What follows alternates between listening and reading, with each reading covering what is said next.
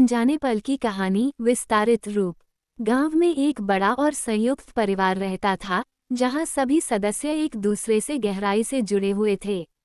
इस परिवार में दीपक, एक कॉलेज में पढ़ाई करने वाला युवा लड़का, और उसकी भाभी शीतल, जो परिवार की सबसे बड़ी बहू थीं, रहते थे। शीतल अपने स्नेहपूर्ण और शांत स्वभाव के लिए पूरे घर की जान थीं। दीपक अक्सर उनसे छोटी मोटी बातें सीखता और उनके अनुभवों से प्रेरणा लेता था। गर्मी के दिन थे और लू के थपेड़ों ने सभी को अपने कमरों में आराम करने पर मजबूर कर दिया था। दीपक अपनी किताबें लेकर पढ़ाई में व्यस्त था, जबकि शीतल ऊपर वाले कमरे में काम खत्म करने के बाद आराम कर रही थीं।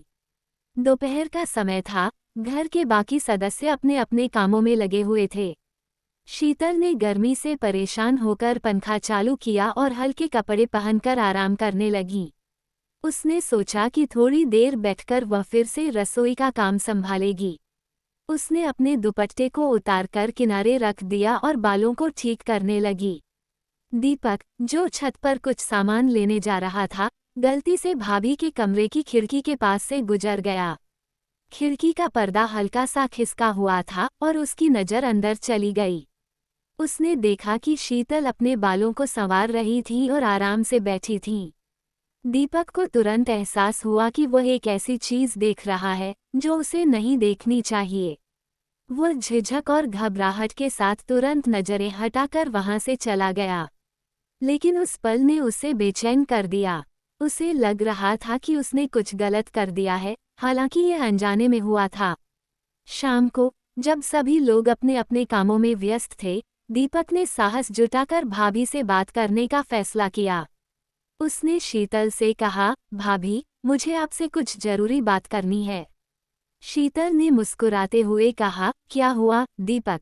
इतने गंभीर क्यों हो? दीपक ने झिझकते हुए कहा, भाभी, आज दोपहर को मैं छत पर जा रहा था और गलती से खिड़की से अंदर देख लिया। मैंने आपको एक ऐसी स्थिति में देखा जो मुझे नहीं देखनी चाहिए थी। मैं इसके लिए बहुत शर्मिंदा हूँ। मैं आपसे माफ़ी मांगना चाहता हूँ। शीतल ने उसकी बात ध्यान से सुनी। उन्होंने दीपक की ईमानदारी को समझा और मुस्कुराते हुए कहा, दीपक, मुझे खुशी है कि तुमने यह बात खुलकर कह दी। ये गलती से हुआ और मैं इसे समझ सकती हूँ। तुमने ये स्वीकार किया, यही तुम्हारी सच्चाई और परिपक्वता दिखाता है। इसे भूल जाओ और खुद को दोष मत दो। उस दिन के बाद दीपक और शीतल के रिश्ते में और भी विश्वास और सम्मान बढ़ गया।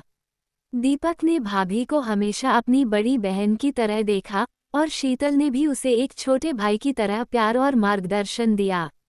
ये घटना दोनों के लिए एक सीख थी, सम्मान और ईमानदारी से रिश्ते और भी मजबूत होते हैं।